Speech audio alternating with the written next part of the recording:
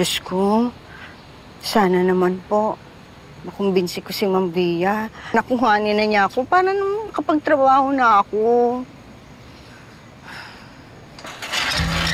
Sino po kailangan nila?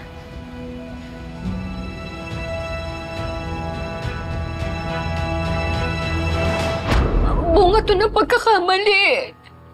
Alam ko gusto kong magkaroon ng anak pero hindi naman sa ganitong sitwasyon. Hindi sa ganito. Mali ito eh. Mali ito.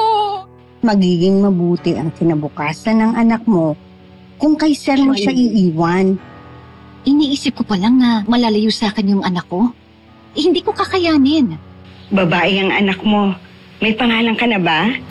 Talia. Tali. Ma'am, sino po kailangan nila? Kung hindi ako nagkakamali, ikaw ang anak ni Sir Chris? Ako nga po. Ma'am, bakit ganyan po kayo makatingin sa akin? Sime, para kayong pinagbiyak na bunga. Anong ibig niyo pong sabihin? Di ko po kayo maintindihan. Kamukhang-kamukha mo, nanay mo.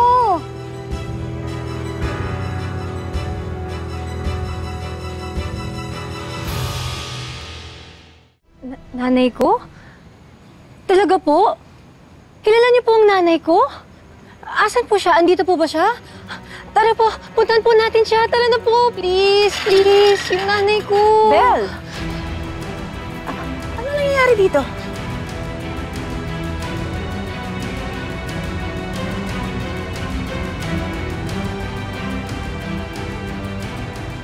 Siya ang nanay mo. Magkamukha kayo. Pareho kayong maganda. Magandang araw po, Ma'am Via. Kayo po talaga ang sadya ko dito eh. Excuse me lang po. Balik muna po ako sa loob. Okay. Anong ginagawa mo dito, Malu? Bakit bumalik ka?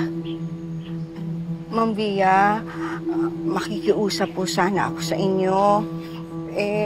Baka naman kailangan niyo ng alalay. Midwife naman po ako.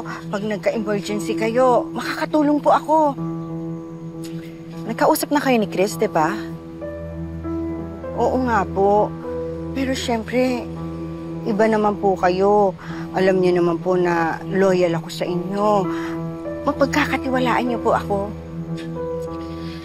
I'm sorry, pero wala akong mabibigyan na trabaho sa'yo eh. Ma'am Via, please. Naging mabuti naman po ako sa inyo, di ba?